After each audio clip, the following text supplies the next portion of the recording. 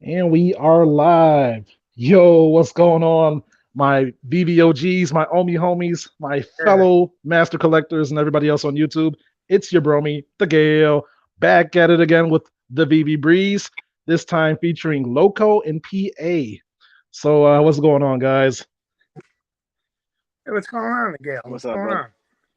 Yeah, Yeah. so yeah, this is the second series of the VV Breeze. This is just free flowing, unscripted, interview with members of the VV fam. And yeah, I'm just gonna have you guys introduce yourselves. Tell them who you are. And how are you connected to the VV family? Like, what do you do within VV? You want to go, PA? You want to go? Yeah, I go first. I actually downloaded the app March 2nd, so I've definitely been here for a while now. I just celebrated my VV birthday a couple of days ago, and I was one of those individuals that came over from the crypto side. So I was big into the OMI, and I just downloaded the app just to kind of monitor my investment and to see how David, you and the team would develop the app. And over time, around I guess the summertime, as I kind of saw prices start creeping up and different things like that, and once they announced comics, I was like, all right, I'm in. I got to put money into the app now. I don't care if I never see that money again. I got to get these comics. And so ever since then, I've just been on this fever pitch with these digital comics. For sure, for sure. Yeah, me and PA. That's how we met. We kind of just were grinding comics, and what's cool is there's space, in Twitter, and that's where I met you, and it's been such a cool experience just meeting like-minded people that just want to collect and BV. Yeah, my name is Michael Lecanto, and I did win the Magic the Gathering Pro Tour, the first one, 1996. So that's my deck. That's my deck there. There we go. And that's anyway.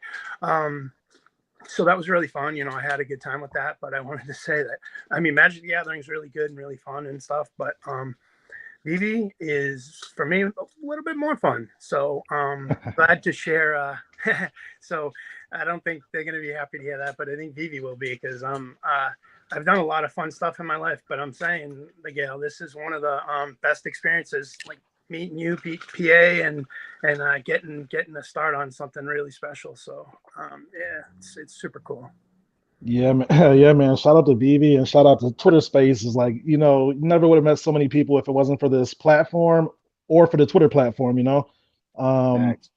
yeah, man. I've heard you guys talk about comics, and I just hear you guys whenever you're in spaces. Both of you guys are so knowledgeable. I wanted to just bring some of that to YouTube because not everybody's on Twitter and not everybody's on YouTube. So I thought it'd be cool to just like bring your talents over here so you guys can get more exposure and just share the wealth of knowledge that you guys have. So Mm. uh, can you guys explain your comic alley? What is that? Can you explain that to the people? Sure. Well, yeah. So that was actually developed kind of as a troll, to believe it or not. So what was happening, at least on Twitter Spaces, a lot of the community would talk a lot about the 3D collectibles, and rightfully so, right? When you talk about the money or the coolness of it or the animated part of it, is real cool. So we was like, man, well, we never get to talk about comics. We never hear about comics. So one night, me and Loco were just kind of talking, and we was like, man, we're gonna have to just start hosting our own spaces. But it was like late at night, and I was like, you know what? Since everybody don't like talking about the comics or they kind of look down on the comics, we're gonna do it in the alleyway. We're gonna call it the comic alleyway, and we're gonna slang this dope in the alleyway that people want to hear. So we kind of have a small following. We usually do spaces the night before the comic drop to kind of cover that comic as far as the storyline, the character, like some Easter eggs as far as the MCU and how it kind of relates to what they're doing in the movies and the TV shows with Disney Plus. So yeah, it's just been fun, and we met a lot of new people, a lot of cool people, and it kind of gives us a chance to kind of nerd out about what we love the most, which is these characters and these comic books. Yeah, man, that's awesome. I love that. Like everybody's like a little expert in their own category. Like somebody might be a Marvel expert, somebody might be an X-Men expert. We got our comic gurus such as you guys, and I think it's just cool that everybody's so willing to share information and make these connections by sharing the knowledge that they have. So, yeah, you guys can go ahead and get started. However, you guys would do it on Twitter. Yeah.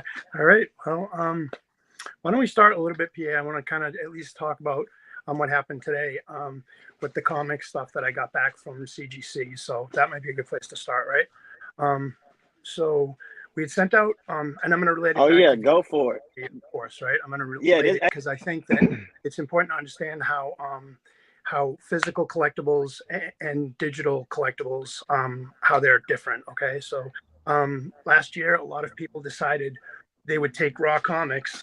Okay, so this is how you would find comics if you went out in the wild, right? This is the one that dropped this week. Whoops. So one's in a bag and board and one's just raw, right? So if you're in a comic store or something, you'd probably find something like that. And if you found this book, which is First Bishop, which dropped, everyone knows this on Veve. So and it's valuable, right? It's First Bishop. So you would send this into CGC to be graded, but you have to be super careful because a 9.8, which I mean, just stop me, Miguel. If I got to take a win at some point, you'll stop me. But Okay. here we go. So on here, like you look for spine ticks or color bleeds or anything that comes through on here, you won't get a 9.8. So you would really only send this in if you looked like even fingerprints. We don't touch these generally with our hands. We use gloves. That's like we've gotten back fingerprints and stuff. We'll knock it down. So the odd thing about comic book grading, there's a few different companies, but the main one is called that everyone respects the most. It's called CGC.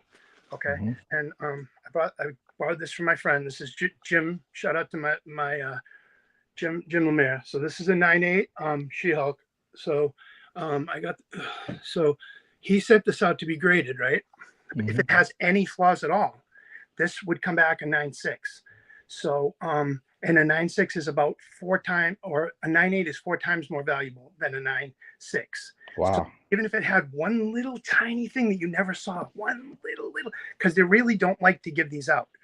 But like I'll explain, this is the number one grading company because it has, if you can see right here, I'll kind of put it close up. There's a barcode. It's almost like an NFT.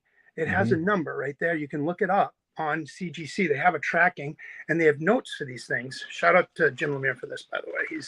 He's my we met in high school, so I've known him for forever, right? So here's the thing.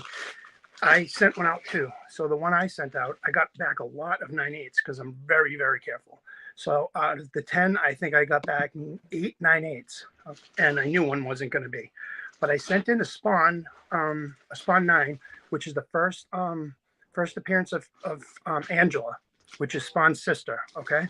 And when I sent it in, now I know for a fact, like not just me, I give it to Jim, I give it to my friend Josh.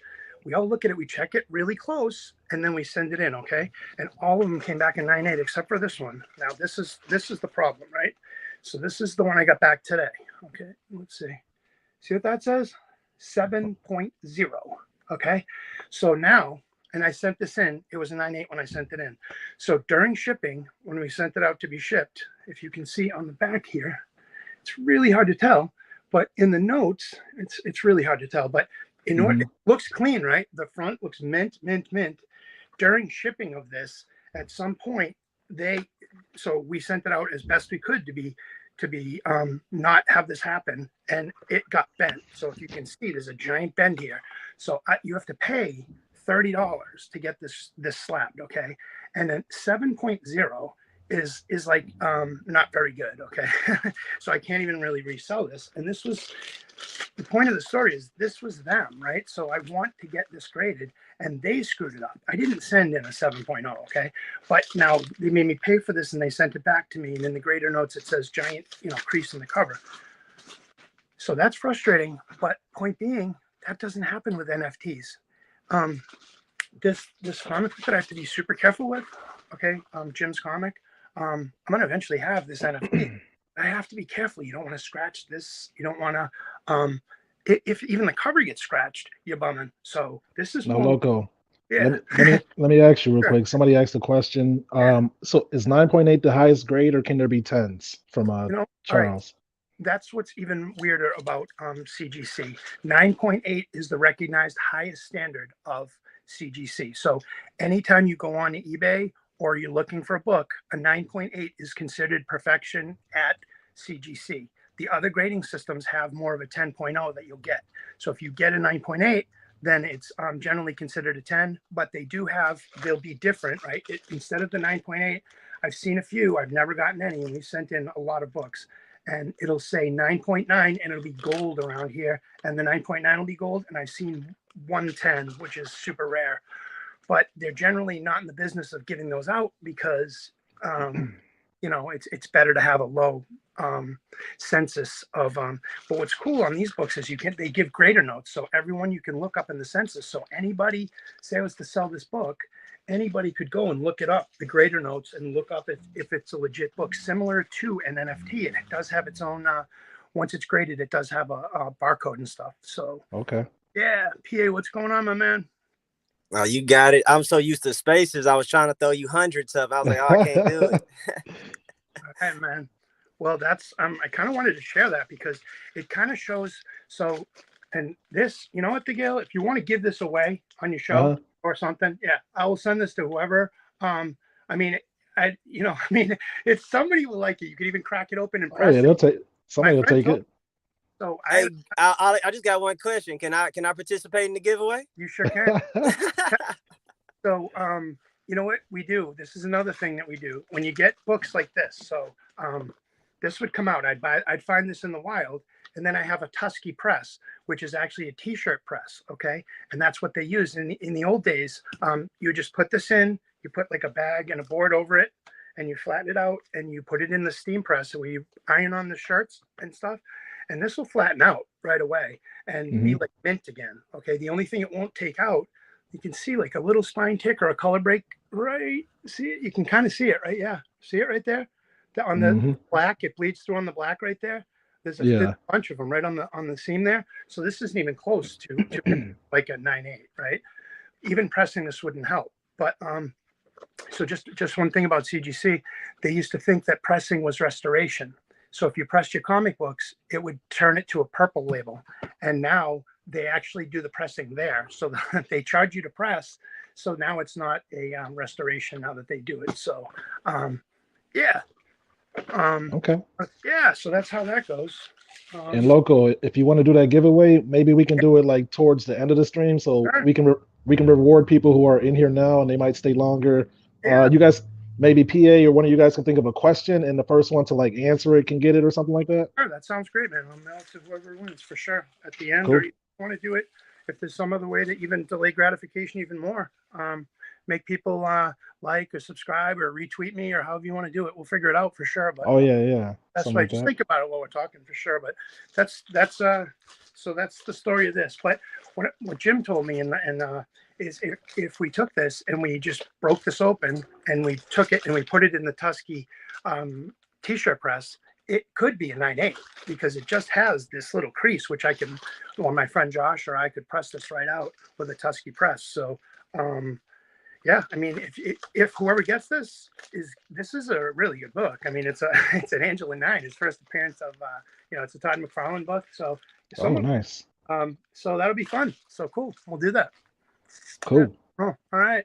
PA, what do you think? I think that, but I also think that speaks to the beautiful thing about. Yeah, you're not eligible.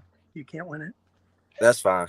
But I think it does speak to the validity of digital comics, because everything Loco just broke down, right?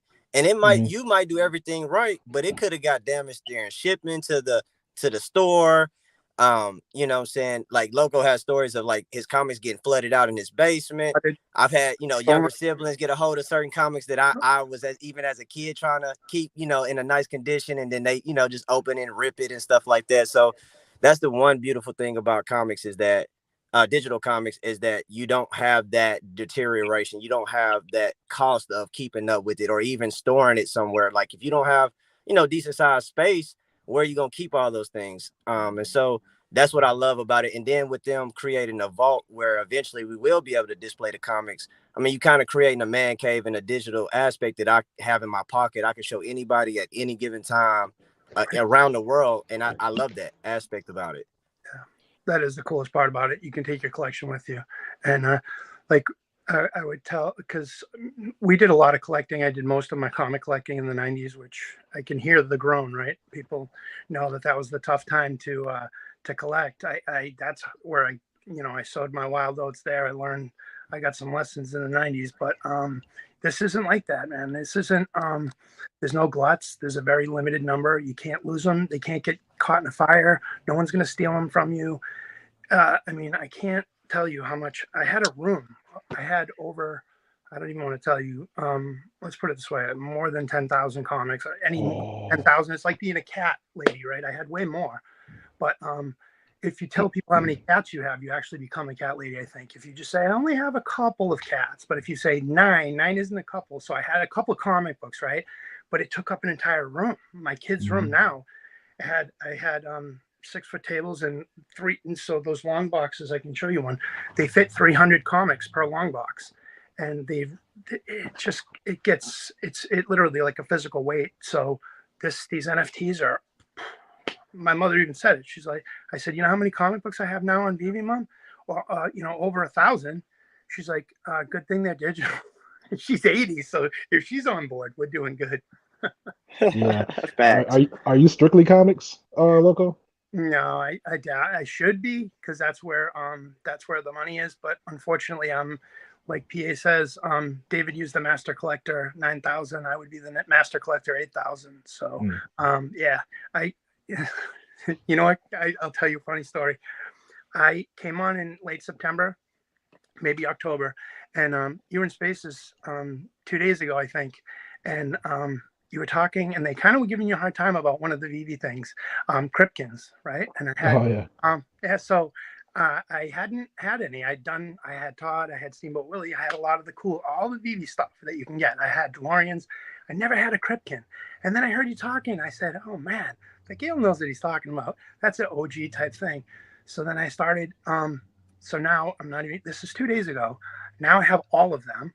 All right. And I'm only need the cosmic one, but yeah, so that I know that, well, I can't say there's no, I don't know. They could be valuable, but I'm buying them because I don't know.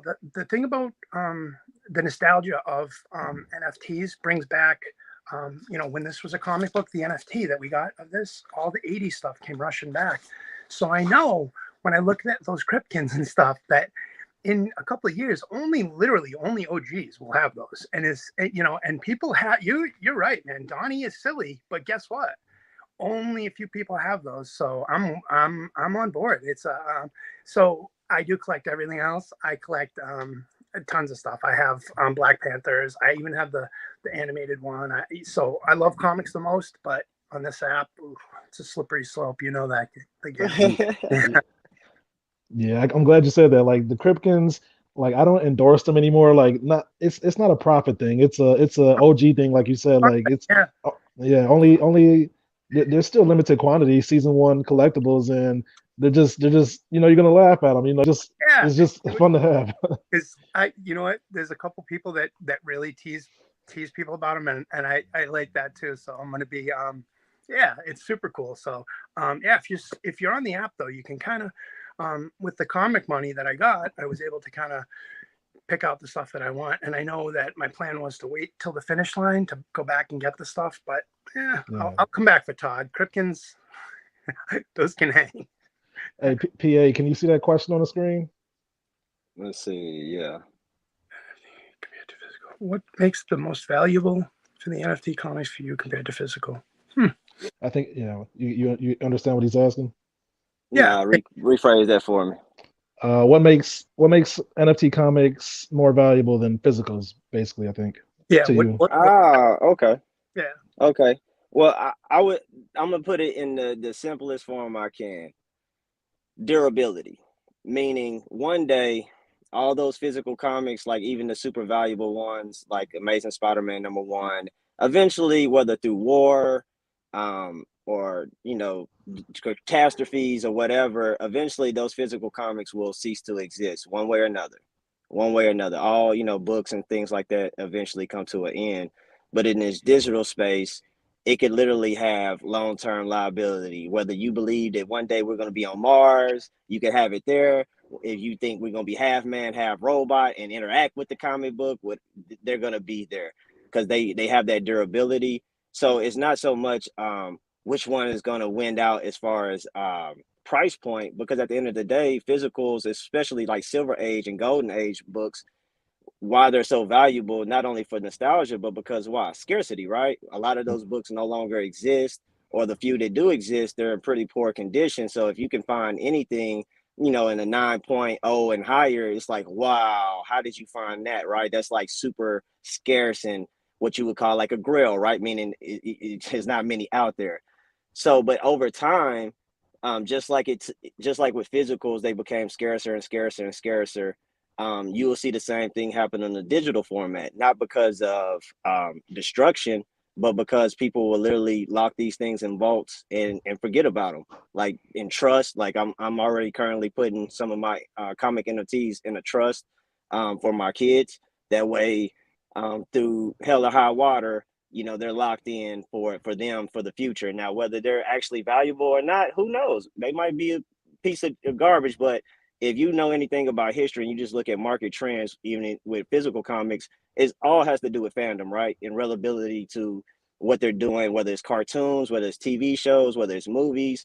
And so you see it in the physical as well. You'll see comic books that wasn't worth much, and a little rumor that, oh, they're going to create this character in the MCU. You'll see that comic book skyrocket. There's all kind of rhymes and reasons why you'll see market flows, but over time, you see those comics constantly go higher and higher and higher and higher. And we've already kind of started to experience that in the digital format on Veve, with it being such a closed net market, not as many people knowing about it. And even the people that's on the app, they still, you know, for the most part, prefer the collectibles over the comics, but you still see that steady growth of them getting a little bit higher, a little bit higher, a little bit higher. And, you know, most of these comics have only been on the marketplace for, you know, less than 6 months. So they're super, super early, super, super new.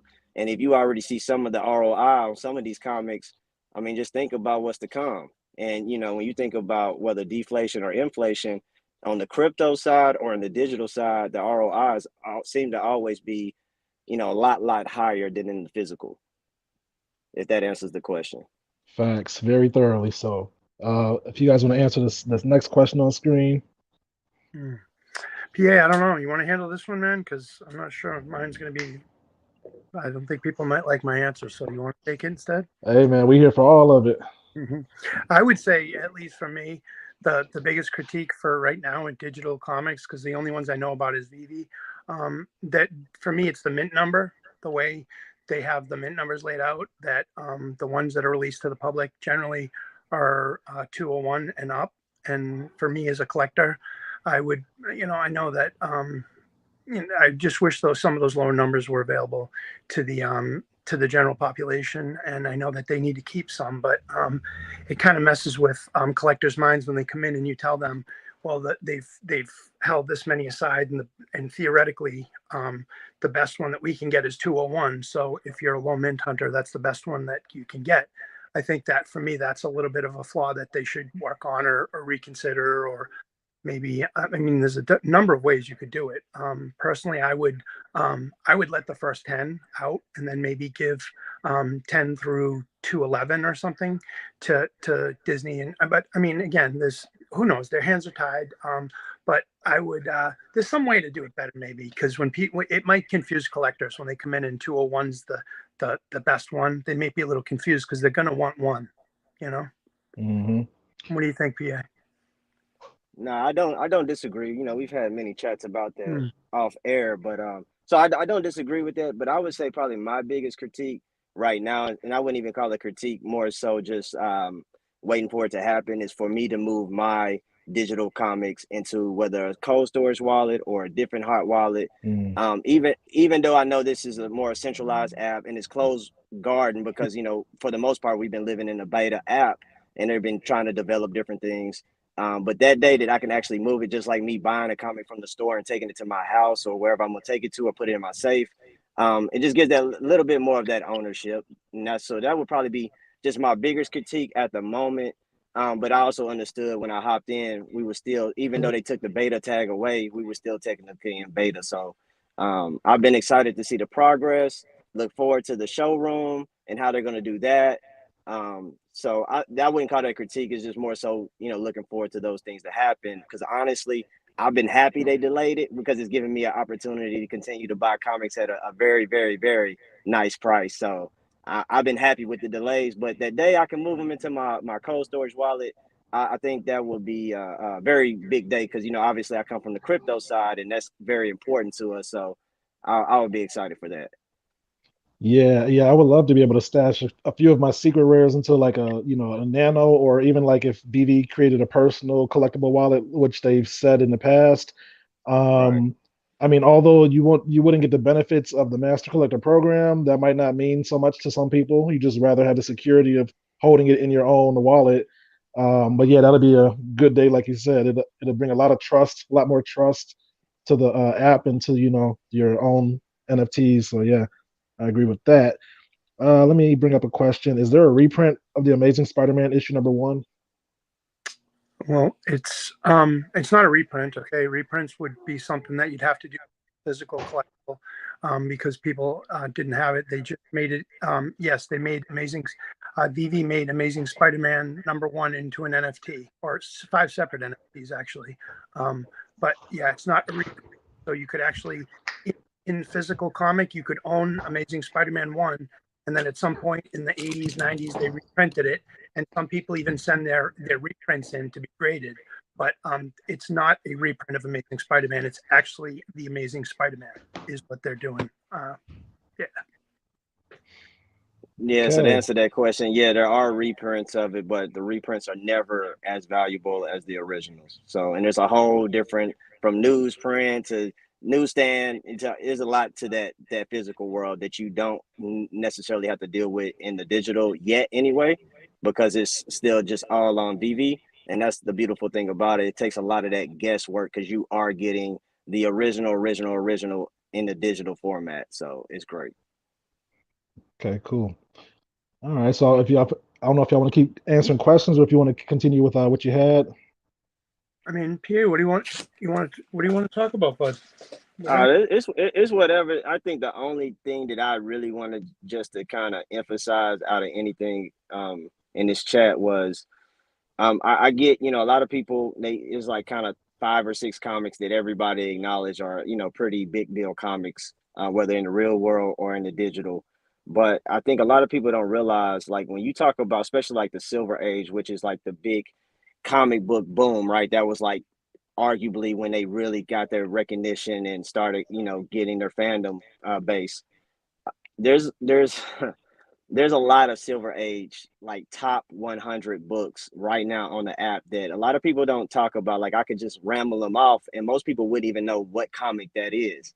So we're blessed to be early, and there's a lot of comics. If you would just do a little bit of homework, especially in the Silver Age, you will find it very, very interesting how high these comics are ranked in the real world. And I'm talking about ranking. I'm not just talking about money wise or scarcity wise or any of those things. I'm talking about actual ranking, when people rank these comics and like what comics, if you could just have endless amount of money and have any comics you want, these would be the comics you would pick.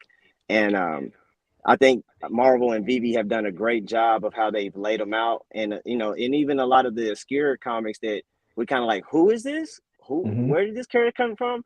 They're Easter eggs to what the MCU is doing. Whether you talk about the Young Avengers, whether you talk about uh, uh, what is that, Thor 337, Beta Ray Bill, whether you talk about Alpha Flight, whether you talk about Monica Rambeau's, like a lot of these characters that they're like dropping, and they might be more your second tier, third tier type characters, but they're current characters that they're, you know, introducing to the MCU and making storylines of.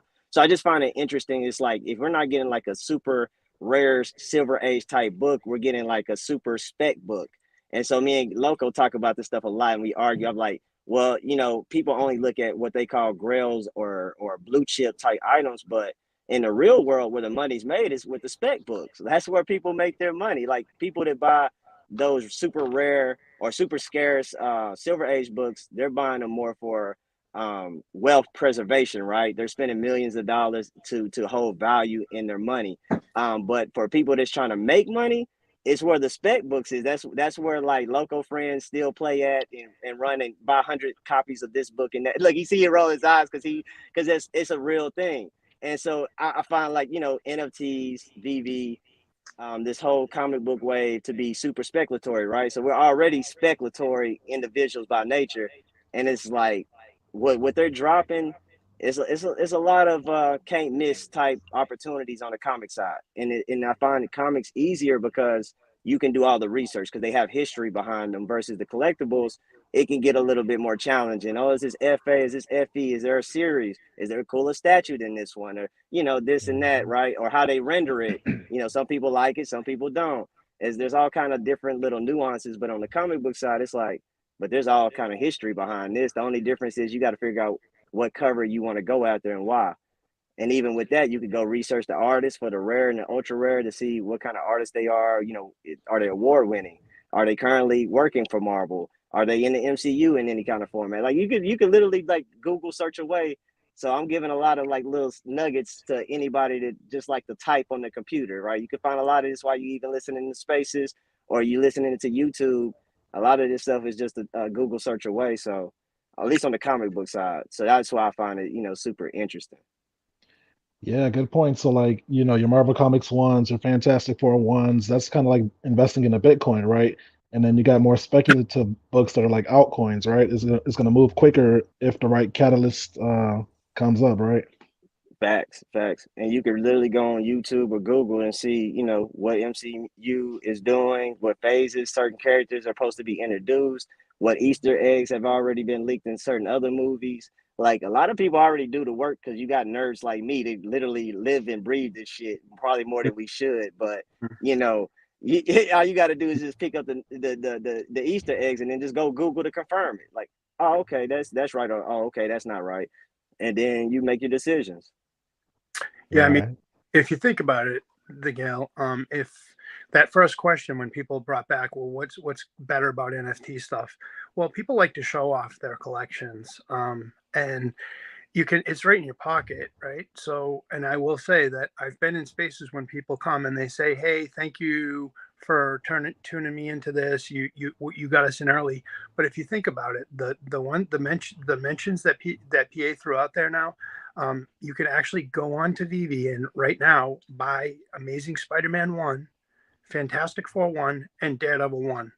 For most people, that is mind blowing. They may not know that. I mean, so if you come on here and you get it in a year or two, it's going to be a huge flex. Whether you're going to be able to log on. There's only 60,000 people that can ever be able to say they have that book. And I mean, I'm surprised the floors haven't been swept and there hasn't been an extinction event yet. Because to be honest with you, if I was these guys, I wouldn't be focused on some of the collectible stuff. These are history. This is it. So yeah, it's just nice to know that you can have that. That is something really, really powerful to say, that you can come on to an app and get Amazing Spider-Man 1 for about $150 now. You can get, for about, I would say for 500, you could probably get all three of those books. Yeah, this guy right here, he's helping you. I'm trying to help you too. Get on there, get those. Just buy 3 comics. That's it. But Yeah. but you know what the funny thing is, the girl and Loco, like you just named 3 books that I think no one would argue about, like hands down, no one would argue We about. want to get him in, PA. We want him in the door, and then we'll Yeah, no, but listen to me. Listen to me. Hmm. I can name at least 10 more comics that would be considered in that top tier silver age of all silver age. I'm not just talking about Marvel, I'm talking about DC, Marvel, the whole slew, right? As far as silver age. And you have some of them right now for 20 something bucks. So like, even if you don't want to go and spend $300 to $500 because you're like, yo, that's just too much money for me, I can only spare 50. If you just go do a little bit of homework, there's silver age books that will still be considered between the top 20 and top 50 that are on the app right now that you can't go wrong with. So it's like, if you think that's too risky or that's too much money, there's still super, super big opportunities on this app that no one actually knows about yet. I mean, yeah, I don't want to scare anybody. I mean, that I agree, because when we get into that, the people that have been here have a lot of different budgets. But yeah, the comics on Veve are only $6.99 to try to win them in a drop. And now, like PA said, they're only $7 or $8 for some of the comic books right now. You can buy them. That's about what they cost for physical. And these are minted on the blockchain. You'll be able to hand these down to your grandkids. And I mean, there's nothing like this out there. I'm really blessed to be met you guys and be on this stuff, because it's wild stuff. Come on. I mean, $8 comics. Come on. Let's go. Yeah, that ties into what can't see the name. Oh yeah, what's up with the absurdly low prices for Bishop, Captain Carter, Killmonger, and yeah, it is interesting. I mean, I think you want to take a PA. I mean, it crosses into collectibles too. I don't think that this economy is it's necessarily a problem. Yeah.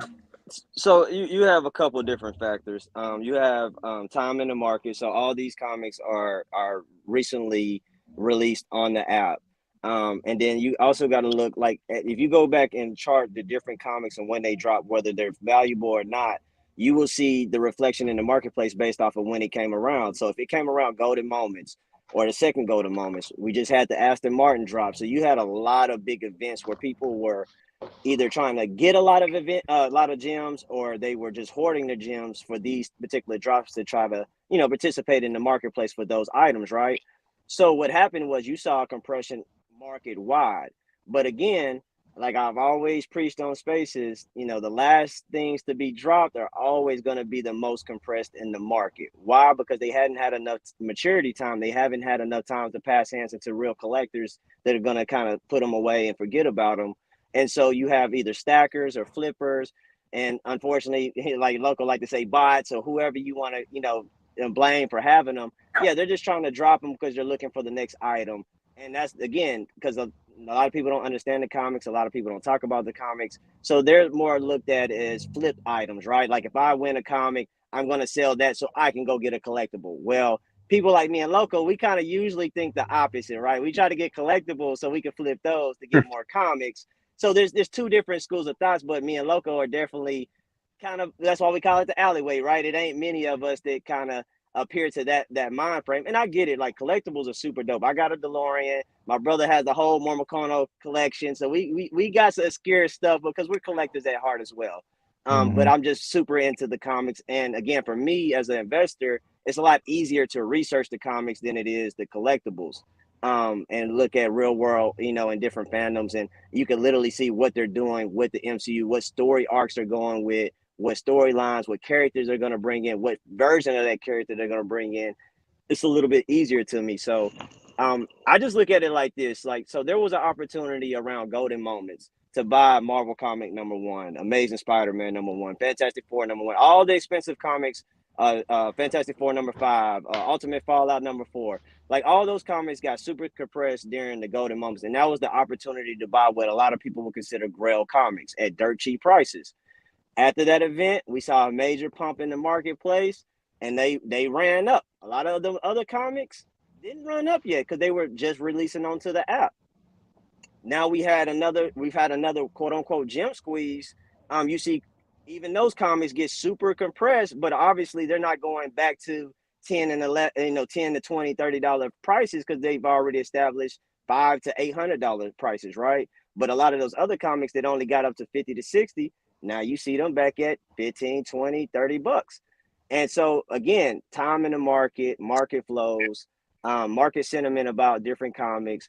And I get, like me and Loco talk about this a lot in the alleyway. I get that it's scary to buy red candles, right? Whether you're talking crypto, stocks, housing market, but any true investor or person that wins in that particular industry would tell you that's when you make the most ROIs, when you buy red, when it's blood in the streets. That's Warren Buffett's famous for that, right?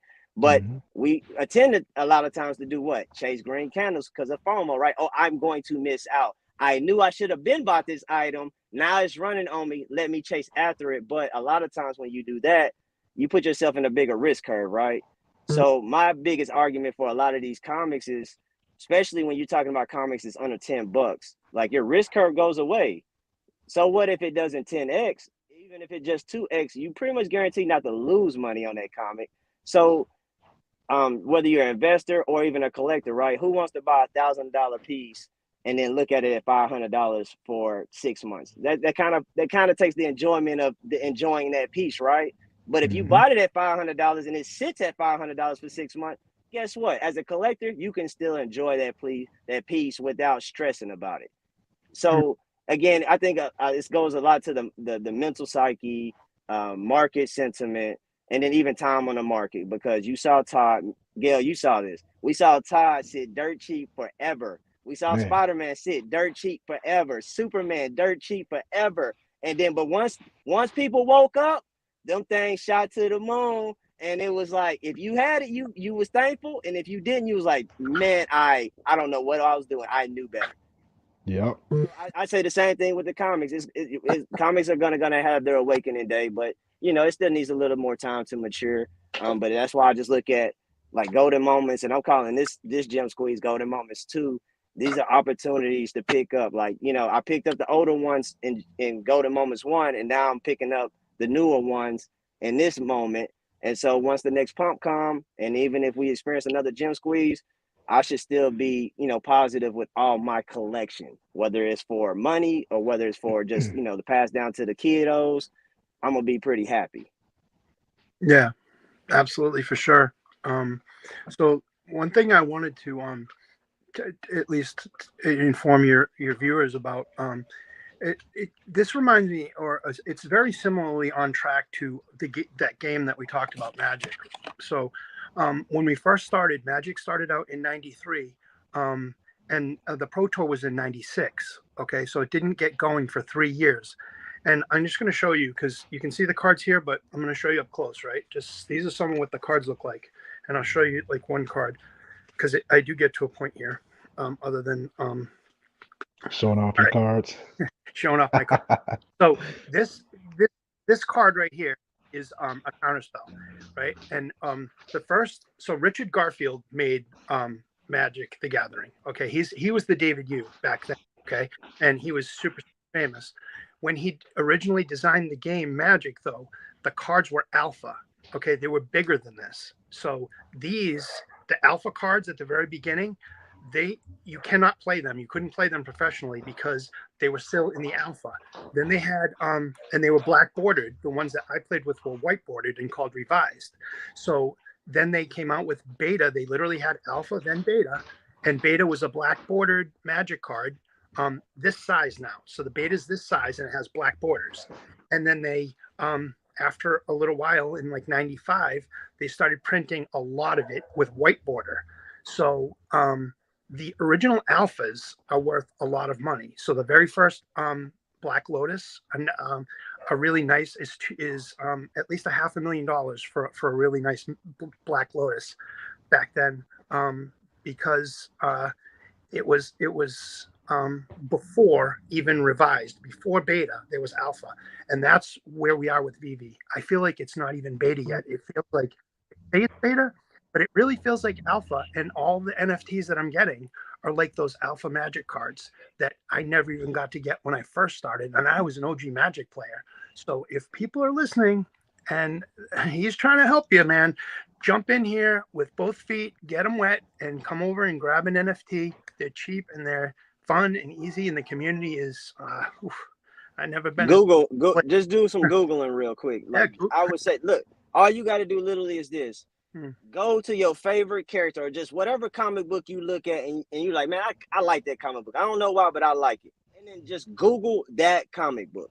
Google everything you can find out about that comic book, and you will start getting a better picture of, should I buy this as a fan and as a collector, or is this more of a potential ROI for long term? Because at the end of the day, a lot of, like, maybe roughly 40% of the comics that's been dropped on this app will be considered silver age books. Like, you cannot get in physical format without spending stupid amount of money. And even then, you're not going to get a perfect book. You're not going to be able to read it. You're not going to be able to even physically touch it because it's going to be behind a plastic container, right? So this is like us going back in time and knowing what comic books will be ultra valuable and ranked like as the top comic books to have as a fan, right? So it's just like, just do the research, go in the time machine on Veve, and happy huntings. That's what I'm gonna say.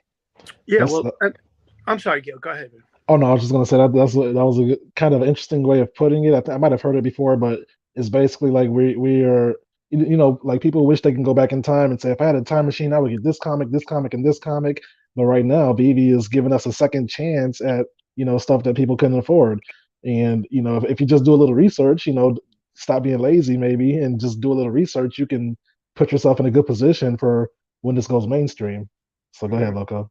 No, for sure, man. And the coolest thing about Vivi is, because people probably are starting to watch this because NFTs is a word now. You're starting to hear it on late night TV. You're starting to hear it on Saturday Night Live. NFTs are gonna be a thing, but Vivi is in my opinion the safest place because it's stocked with security measures and IPs that are anchor it to be successful, including Coke. I mean, they have shout out to. I mean, I don't even know. Don't sue me. They have a ton of IPs. They have Marvel. They have Disney. They have just tons. You log on. DC, United States Post Office, Universal. I mean, the list go on, and they've only released like what 25 to 35% of the IPs that they already got signed, and they're signing more licenses day after day. So, man, yeah, it's just hard for people to grasp, and you can see the gray in the beard, right? So I'm an old timer. So and even my mom, she's 80. She has a Vivi account. She's struggling with it, but she's gonna try. She's gonna get an NFT. So, I mean, this is the future, man. People, kids, millennials, all they want to do is go on to Instagram and Facebook. And I used to do that too, but this has got that. This has got Instagram, Facebook, and Magic the Gathering. All put to bed. So come to Vivi. No, check this out. Check this out. Like literally, like I have my son has action figures that I used to have as a kid, right? So like, you're talking about 20-year-old toys that my son still plays with that are, your Wolverines, your Spider-Mans, your Batmans. But what's even cooler, like I find myself playing with my NFTs more, like especially when I'm on Spaces, I'm constantly changing my PFP and my banner, and you see they're all VV, exclusives. They're all like the ones that I own because it fits whatever mood, personality. So like I find myself even playing with them. Like that's a utility that I think a lot of times we don't, well, at least in Spaces we don't kind of talk about or emphasize. I guess because it's not got the official Twitter okay yet, or whatever the case may be. But all of us do it. Like we express ourselves through our NFTs now, and it just brings that childhood fun back, right? As grown adults, as we're bickering about what's cooler and what's more valuable, we're constantly playing with our NFTs. Yeah, and especially one of the ones they drop right now, they dropped the Aston Martin from James Bond, and you can actually drive it around. Okay, so I just thought this is funny because when I talk to my kids, we're talking about toys, right? This is one I'm going to show you, Gail. This is a toy I had when I was a kid. This is a legit toy. Check this out now. Oh, here we go. Now, this is from 1978, so I was 8 years old, but if you want the Hulk, you had to do this. And I tell the kids, this is the best toy I had. So that's my NFT from the 70s right there. That was it for me. I was 8 years old. I still have this thing. So shout out to the Hulk. But you're going from this to driving the James Bond's Aston Martin around, shooting machine guns out of the back. Like we've come a long way, baby. Yeah, when the metaverse gets here, it's just going to be times 100. It's going to be crazy. It's going to be off the hook. So now that you brought that up, Miguel, let me ask you this, because I'm a big component. I think there's going to be a lot of cool AR things well before, metaverses are like actual thing that we like spend most of our time in. What do you think about that? Because like we've already seen the DeLorean drive, the Aston Martin drive. They said that the T-Rex is going to be drivable or movable.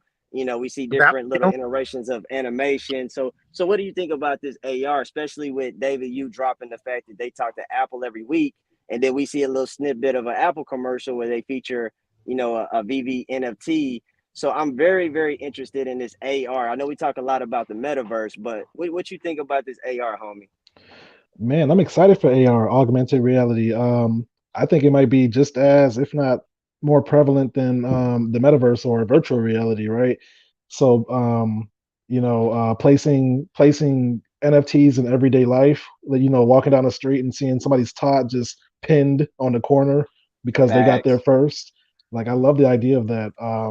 You can have street lights in augmented reality. Like, you could take away street lights and just have the actual streetlights there, but you got to be wearing the glasses to see it.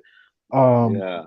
it's so many possibilities, and I think we're just scratching the surface. And that's why I'm trying to get as many different types of Vv NFTs as I can, because you never know which ones are going to have different functions in augmented reality or in the VV verse. I'm just trying to like Right.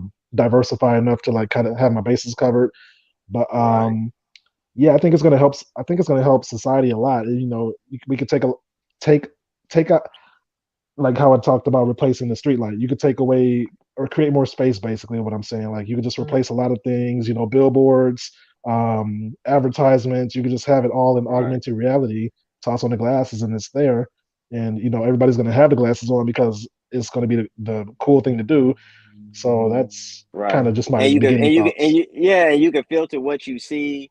Because Loco Hmm. already said he was gonna have what's those dragons called? He already said he's gonna have his dragons out front like statues. I Porch. know, like for me personally, like in my house and in my office, I want to have all my comics books displayed. So if I have a client come in or just somebody, friend or family come into the house and they got the glasses, they're gonna see them plastered everywhere. Like, yo, what in the world is this? Like, yeah, Yeah, that's that social currency. I mean, ROI is obviously a big thing, right? But what we talking about now is that social currency where, like, even you think about um 10, 20 years from now when we're passing this down to our kids, that instant social currency, like, yo, you got this from season one, or you got, Marvel comic number one, or whatever it may be, or whatever group that they might be trying to intertangle with. So, I always found that very fascinating because I was like, I know, man, VR is going to be crazy, but I'm like, yo, AR is here now. It's here. They've been working on this hardware device for at least the last 5 years. And you're talking about some of the biggest players, whether it's Google, Apple, they've been working on this. So I'm like, well, AR is here now. The metaverse is being developed, but I think AR is gonna blow a lot of people's mind, and VV is gonna be at the forefront of it. indeed. For sure. Yeah, PA told me. Speaking of social currency, my son my sons are of 14, 15 now that they'll be going into college in a few years, and he said I said I'm gonna I got him a Black Panther and some comic books, and he said, oh yeah, when he goes to school, he has his own account. He's gonna be the only one there with a OG Black Panther, OG Spider-Man one, and that's social currency right there. Just having that to talk about. So yeah, I'm gonna make them really. And guess what? Even if they don't like it or understand it, when they see that price tag, they're gonna be like, okay. For sure, Yeah. sure. Yeah, we're gonna look like geniuses. A lot of us we're gonna look like geniuses just for buying and holding and waiting. Buying our favorite superheroes, Superman, Iron Man. It's no brainers to us, but we're gonna look like so smart just for recognizing the opportunity.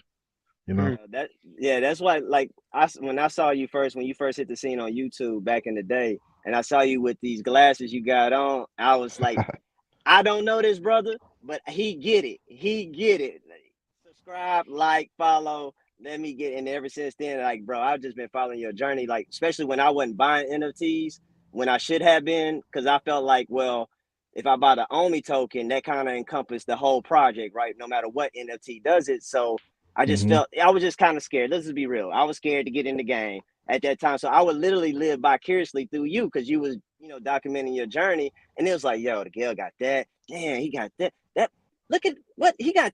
Man, that was like, so I've been a fan of you for a long time, bro. Even though I've never really hardly talked collectibles, like, yeah, that's why I call you Master Collector 5,000. You ain't at David U level, but bro, Nah. you crushing it. You crushing it. Thanks for sharing that, because that was basically that was what my that was the basis of me starting the channel. I just wanted to, I bought a Dick Sprang Joker on March 12th, so Vivi birthday's anniversary's coming up. But I just got excited. It looked cool in the showroom, and my first video was just me saying, "Hey, look at this, man! I got a Batman. I got some unicornos. I don't know what these are, but I'm gonna learn about them." And I just wanted to show people my journey as I collect and just what I have, and it'll be fun to look back on and stuff like that. And I'm glad multiple people have told me that like they started the journey because they see my videos, and that's really cool because I think this is a great opportunity, and I'm happy that I could that the channel has helped people and stuff like that.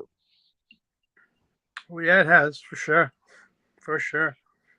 PA raves about you. I'm calling him out right now. Nah, I do. I'm a fan. I'm a fanboy. I ain't no I shame know. in my game. I'm a fanboy. Oh, I know. Appreciate that, man. No, that's because you be spitting them facts too. It ain't just like, oh, I bought this, I bought that. Like, you really break down like why you buy certain collectibles, whether it was, you know, super spec or, you know, because of this or because of that. Like, it's very informative, and you keep them super compressed and short, so you don't get too intense with it, but you give your logic of why you're doing what you're doing. And that's what it's like, and it was like, yeah, he a real collector, and he gonna make stupid money. So it's Right. like, yeah. Yeah, like I don't have a collecting background. Like besides Pokemon cards, that's all I ever really collected back in my day. But I have been watching DC and Marvel all my life growing up and watching cartoons like Cartoon Network. So I feel like, you know, my whole life has just been building up for Vivi. Like they gave me the platform, they're dropping all this goodness for us, and all we got to do is buy it and wait. So I'm just, you know, Right. I'm just recording my journey. There's 1,000 more people just like me, but I just decided to make mine, you know, more transparent. You know. Nah, big fact. Hey, shout out to all the parents that told us we was wasting our time for watching all that stuff. Shout out to all the haters that said we were geeks for collecting comics and statues and stuff. Shout out to all y'all, because hey, we here now. We here. Right. It's Yeah. I feel like Vivi has bred like I mean like I feel like the smartest of the smartest and the weirdest of the weirdest found Vivi early. We deserve this because we found it, we recognized it, we were brave enough to put our money in, knowing that we couldn't cash out. Like we just see it, you know. It's beautiful. For sure, definitely. I mean, the people, it's just amazing stuff, man. For sure, I love it. Hit the likes, everybody. Yes, So likes. let me pull this question up. Might be a little let's see. I think this might be an interesting question. Yeah, too. We're giving this away, Oh guys. yeah. Oh yeah, we doing a giveaway. We're gonna figure out how to do it. We're gonna figure out how to do. I know how to do it. I know the question I want to ask. So Okay, I hey, I only got about 5 more minutes, fella. But if y'all want to keep it going, y'all more than welcome to.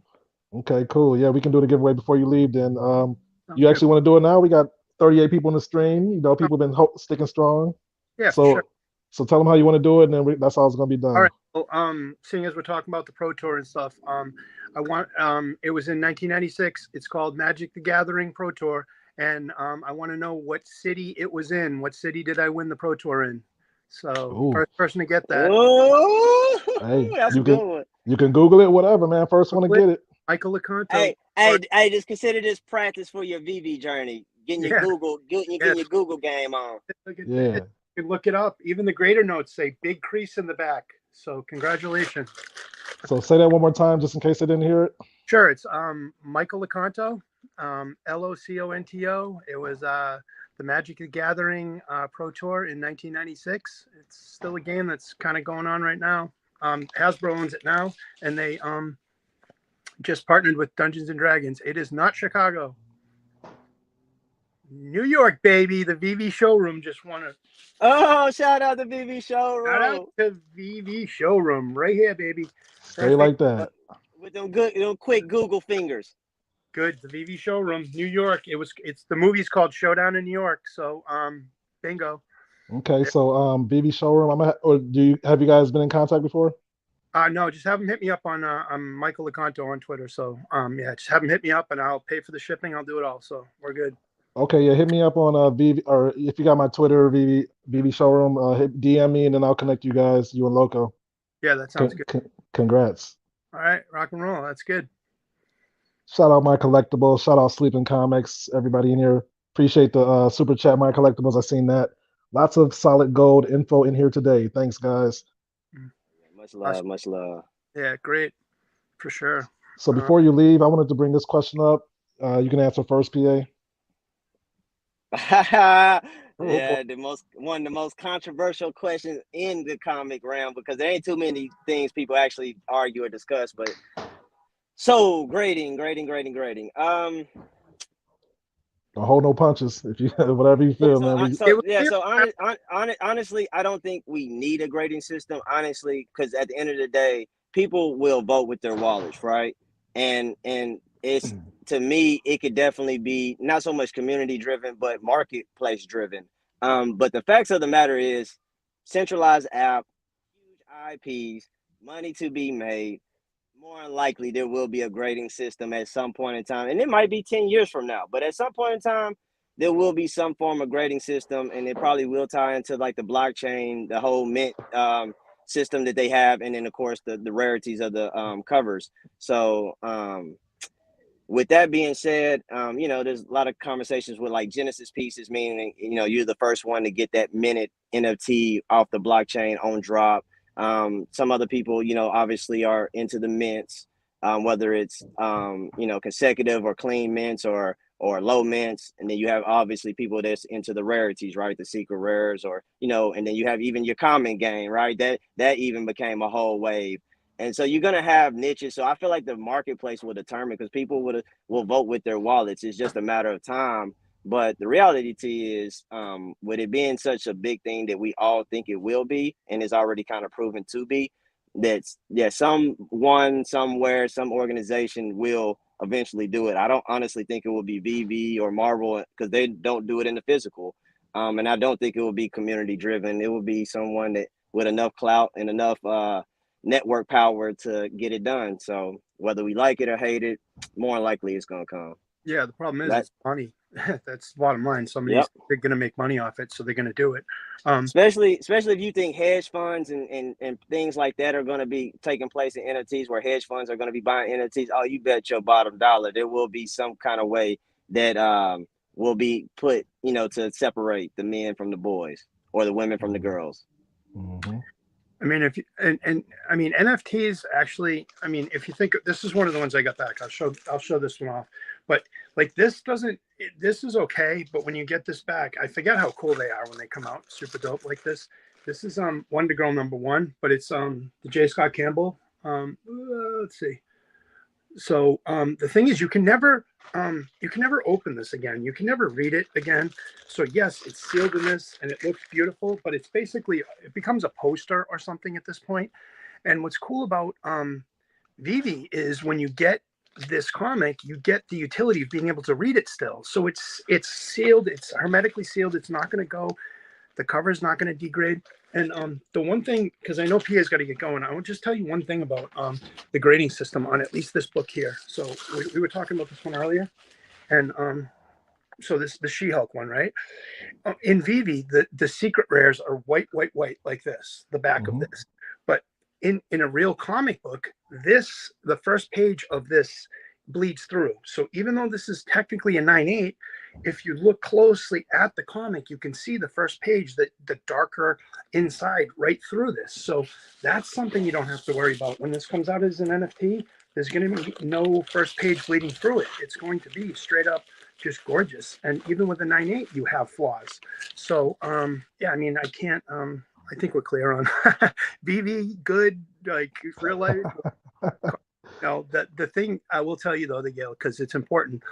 Last year there was a giant boom in CGC. That's why we got all these comics. Like I sent these out a year ago. So this is literally coming back after a year. These comics right here, and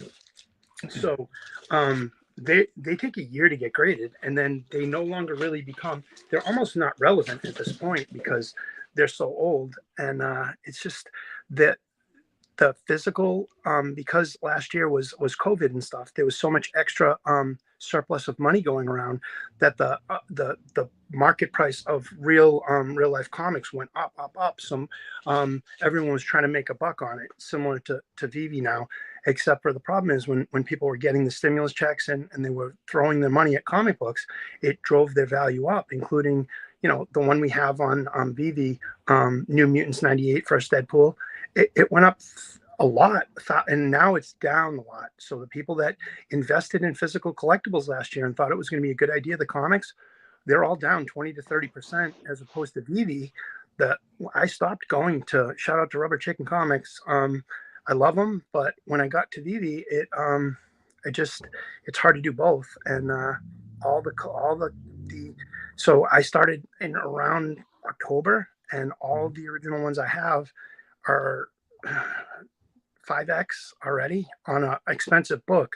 So mine aren't going down, they're going up. So physical is the way of the future, the past. I mean, I'm trying to get out of all my stuff, so I'm all in. So yeah, thanks for having us, Miguel. This is so cool. Yeah, man, definitely. Yeah. I Gonna like meeting have rock stars, so if everybody knows me, they know I like to meet famous people. So I'm glad to be. Yeah, man. Facts. I'm down for a series 2, 3, however many you guys want to do. Definitely, it can be next week, as early as next week if you want. Just let me know. And awesome information. That's why I want to have you guys on. Both of you guys are very knowledgeable in your fields and just in general. And yeah, man, this is a great time. I'm sure the people enjoyed it, and whoever stuck around was rewarded. Rewarded, and now you have yeah, you got us exclusively. You got the alley exclusively. Yeah. During the day, like this is a rare appearance for us boys to come out the alley and during the day. We like vampires. Oh yeah. Yeah, man. Call me Blade. Then had to get y'all in the daylight one time. Hey, Yeah. but so I want to leave everybody with this before I drop off. Like to Loco's point. So a lot of times in the physical world, the reason why you see a lot of modern day comics not be expensive is because they do hundreds of thousands, if not millions, of print runs, right? Across whatever geographic locations, and then they will also do reprints of that same comic, over and over and over again. But in the digital format, when you think about a 30 to 60K or say even 70K for Green Goblin run, like you're talking about fractions of what you would have gotten in the real world. So you don't have to have near as much time for that scarcity to take place because it's not near as many comic books. Now, I do think that there will be a time where you have to wait for a lot of people that stack, a lot of comics to slowly, liquidate their portfolio and collectors to get it. But at the same time, when you think about 30K versus like the average, like at the low was like 120, and then at the high you're talking about millions. So you're talking about a different type of extinction period. And with crypto, as we know, things tend to work a lot faster than the physical world. So I just wanted to leave everybody with that. You are early, but don't sleep on 30K or 60K or 70K mint runs, because that's not really a lot, especially when you start breaking it down with 5 covers in every drop. That definitely makes each one of those supplies even rarer. Yeah, I mean, we're talking millions of comic books. At least 100, probably 150 to 75 new books a week every Wednesday with million print runs. And this one came out today, the She-Hulk today that they released for $6.99, that had 5 different NFTs. One of them was only 250, limited to 250. So when you're having just a regular rando comic book that's on your shelf, X-Men number 286, 28 or whatever it is, and it just doesn't have a first appearance or it doesn't have anything, it's still selling millions and millions every week. This was 10,000 and then it's done. So yeah, I mean, I can't, that's a flawed argument that there's way too many of these being printed. Is just it's not. It is just it's really, really, really small print run compared to real comics. So yeah, great point, PA, great point, man. Cool. Well, I guess on that note, we can end it there. I would love to have you guys back. Just let me know on Twitter. You guys, you can follow Loco and PA on Twitter. If you go to my latest post, you'll see them tagged in that post. So just find my Twitter and then find them from that post. But yes, with that being said, yeah, Right. I'll catch you guys on Twitter and I'll Right. see you. Yeah, see you soon. All right. Appreciate you, big homie. Yeah, right. man. Peace out, guys.